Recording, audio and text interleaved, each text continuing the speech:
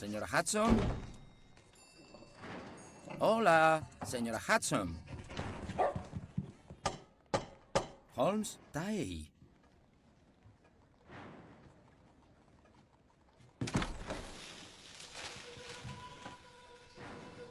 Tienen que podar la sebe.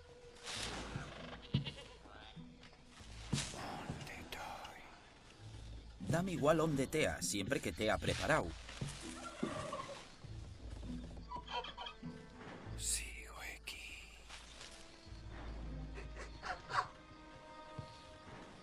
Non toi pa xueguinos. Recuerde, he de agarrar l'último...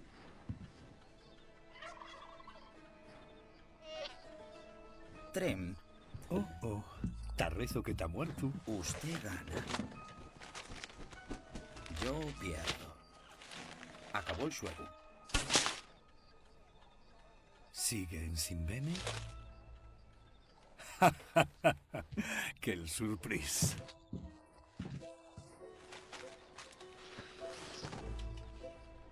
No pienso salir con usted vestido asina. ¿Usted prefiere que lo apoye en ese atentado contra la moda que lle combinar un uniforme militar con esa horrenda bufanda? Una de las primeras engataes de la so prometida. ¿Cuánto lo eche de menos, Holmes? ¿Da veres? ¿Y eso?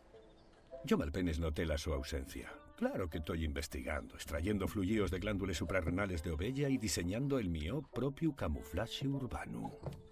Al empar, que estoy a piques de dar un gran paso en el caso más importante de la mío carrera y quizás de todos los tiempos. Señora Hudson, ¿cómo está? ¡Qué alegría verlo, doctor! Gracias por convidarme mañana. Gracias a usted por cuidar de Claston. ¿La mío?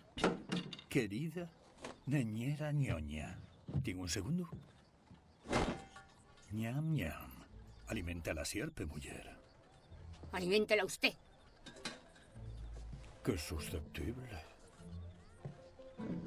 Doctor, ámetelo en un manicomio. Aliméntase de café, tabaco y fuelles de coca. No duerme. Oye voces extremaes como si estuviera ensayando una obra. Déjemelo a mí. No tiene que esmundiciar una cabra. Gracias por recordármelo.